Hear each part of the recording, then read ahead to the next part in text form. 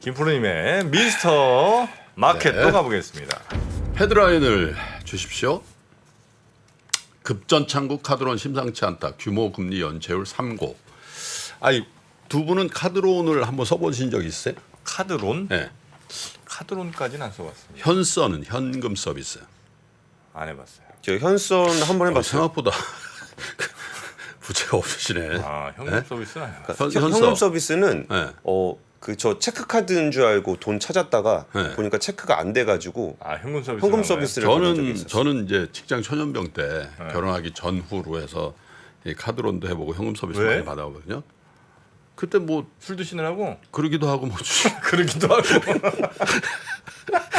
와 그래요? 나는 네. 야. 아예 실제로 뭐 그랬어요. 안 먹고 네. 말지. 90년대 중반 때. 네. 근데 그 후로는 뭐 사실 이 대출 자체를 거의 안 해봐가지고 97년도 이후로는 97년도에 다 상환한 다음에는 근데 이게 보니까 카드론이 금리가요 네. 14%대입니다 지금. 차트를 한번 보여주세요. 다시 오르는 카드론 금리 그래가지고 이게 작년 11월, 12월에 뭐 레고랜드 사태 뭐 이때 이제 경색되면서 15%를 찍었었는데 이게 13%대까지 빠졌다가 다시 오르고 있어요. 저 다시 오르는 이유가 뭐냐? 이게 조금 허무하실 텐데 수신금리 그러니까 조달금리가 좀 오른다는 거예요. 카드채 금리죠. 카드사는 대부분 여러분 이제 카드채라는 이제 채권을 발행해서 조달을 한단 말이에요. 근데 저 때 이제 15% 갔을 때 우리나라 전업카드사의 금리가 뭐 6, 7%막 이렇게 갔었잖아요. 예. 이제 그러니까 연동해서 15%까지 올라갔었는데 지금 카드채 금리가 다시 올라간다는 거죠. 조금이라도. 그래서 이제 14%까지 돼 있는데 그렇다 하더라도 이 조달 금리가 얼마냐면 AA 플러스 3년물 여전채 금리. 여전채라는 게 이제 여신 전문이라는 뜻인데 이게 네. 카드 캐피탈 이런 데를 얘기하는 거거든요. 근데 AA 플러스라는 게 뭐 신한카드를 비롯해서 제일 좋은 신용도에 있는 카드사인데 여기 조달 금리가 3년물 기준으로 4.21이에요. 예. 5월 말에 4.07보다 0.14, 그러니까 14bp 올라갔거든요. 네. 근데 우리 카드론 금리가 얼마나 14%. 물론 이제 연체도 있고 그러니까 이제 그런 부분이 있겠습니다만은 야, 저렇게 높나? 왜냐하면 우리나라 지금 법정 최고 이자율이 뭐냐면 20%거든요. 근데 현금 서비스 이자율이 지난달 기준으로 보니까 거의 거기에 육박해요. 18% 정도 돼요. 현금 서비스가. 최저금리 5% 써있던데 그거는 아이 그거 뭐 의미가 없어요? 그래서 근데 문제는 뭐냐면 이 카드론이 아까 3고라 그랬잖아요. 연체율도 올라가는데 잔고가 늘어나요. 카드론을 이제 쓰는 분들이 네. 그래서 이 카드론이라는 게 뭐 여러분 다 아시는 것처럼 뭐 대출 하다가 안 돼. 그러면 14%지만 그걸 해. 그리고 최악의 경우가 뭐냐면 이제 보험 있잖아요. 보험 해지할까? 보험 담보대출. 이런 것들이 늘면 이제 저신용자들의 어떤 제도권 내의 대출이 구조적으로 는다 그래서 이제 전문가들이 볼 때 이제 빨간불이 켜진다라고 위험 하거든요. 신호. 네. 근데 이제 카드론이 14%대로 올라가면서도 굉장히 많이 는다라는 거예요. 그래서 얼마냐? 지난 5월 말 기준으로 7개 전업 카드사의 카드론 잔액이 34조 9,700억입니다. 4월 말에 34조 5천억보다 무려 5천억 가까이 늘었고 3월 말보다는 거의 1조 가까이 늘었어요. 네, 그 얘기는 뭐냐면 압박을 받는다는 겁니다. 14%대 금리를 쓰면서까지도 뭔가 해야 되는 분들이 이렇게 는다는 거잖아요.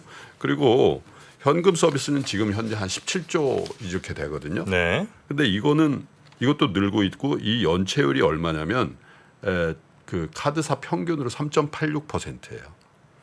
3.8이면 꽤 높은데요? 높은 거죠. 근데 신한카드가 4.43이고 우리 카드가 4.6이에요.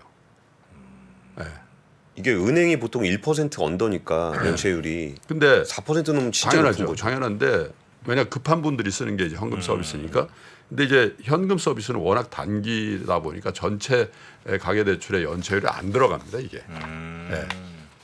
그래서 이 카드론을 비롯해서 단기 대출 그리고 급전 대출이 총액 기준으로 굉장히 많이 빨리 늘고 있고 그 다음에 연체율도 늘고 있고 또 한 가지는 금리도 올라간다는 얘기잖아요. 그러니까 그래서 삼고라는 얘기인데 어제도 이제 우리 자영업 대출에 대해서 이제 말씀을 드렸습니다만은 사실 이게 뭐 오늘 아침에 헤드라인 뉴스 중에 하나가 미국에도 실업수당 청구 건수가 굉장히 크게 늘었더라고요. 예. 그래서 이제 슬슬 이제 이른바 이제 경기에 대한 이 반응들, 고용시장의 반응이라든지 금융시장에 대한 대응 이런 것들이 이런 형태로 이제 나타난다는 거거든요. 그래서 그러면서 제가 하나 본 게 전업카드사는 그러면 이게 돈으로 어떻게 보나 보면 이제 전업 카드 수수료.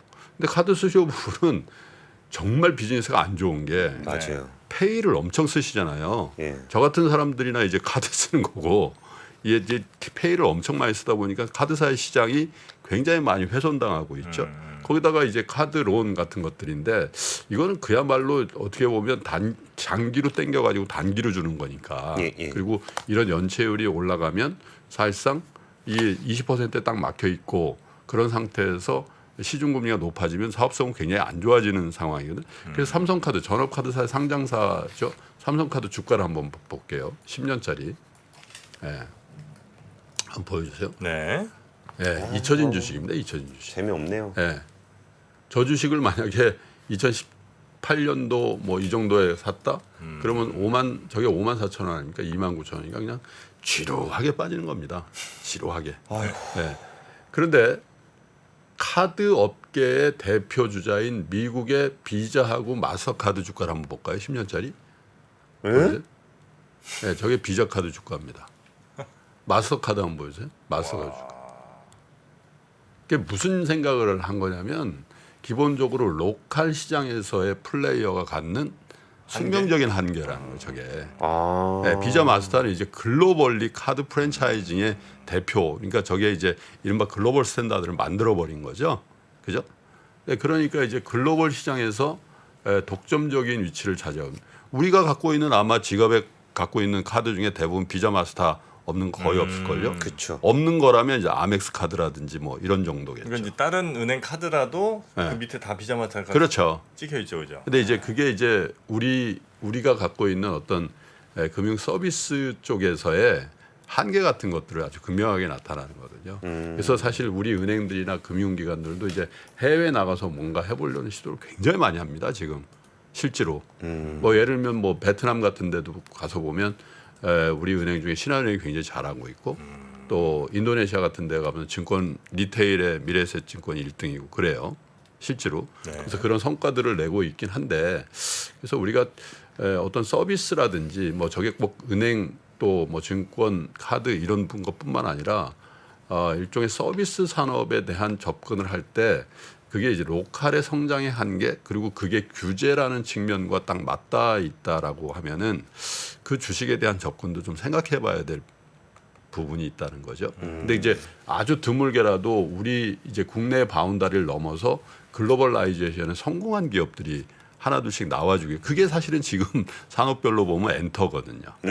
예. 산업별로 보면 엔터. 산업이 뭐 국내에서 뭐 가요탑10이라든 가요탑10 같은 데 안 나오나 그런 분들은 뭐 나와요 그럼. 가요 톱10이 언제적 가요? 형님. 음중 정도는 해주세요. 이제 음중. 아니, 저 가요 손범수 아나운서 진행하는 가요 톱10 가요 말씀하시는 무대 거? 얘기하는 걸 다행으로 생각했어요. 가요 무대는 그 김동건 아나운서. 뭐에 그러면 그 아이돌 그룹 나오는 음방. 어? M 카운트 M카. M 카운트 저 토토즐? 아니 어쨌든 약간 김한선. 샜는데 네. 이 투자의 관점에서 글로벌리 뭔가 의미 있는 플레이어가 될 수 있는가? 사실 어떻게 보면 우리 저 네이버 카카오의 부진도 작년에도 항상 그런 말씀 드렸잖아요. 이게 로컬에서의 한계가 분명히 이제 있는데 이거를 글로벌 시장으로 어떻게 확산시킬 수 있는가. 네. 그래서 그 중에 이제 뭐 웹툰이다, 뭐 웹소설이다, 뭐 이런 것들 얘기했는데 그런 뉴스플로가 없어요 요즘에. 예. 그죠? 그래서 이제 주가가 굉장히 부진한데 그래서 우리는 뭐 기본적으로 제조업 베이스의 수출로 성장한 나라고 그 수출 주도형의 어떤 산업 구조의 혁신자로서의 자리매김한 기업들을 갖고 있거든요. 그게 뭐 삼성전자고 그리고 뭐 현대차. 요즘에 2차 전지 산업이고 그다음에 뭐 현대차고 그런 것들인데 그런 것들 외에 어떤 서비스 산업 쪽에서의 그죠?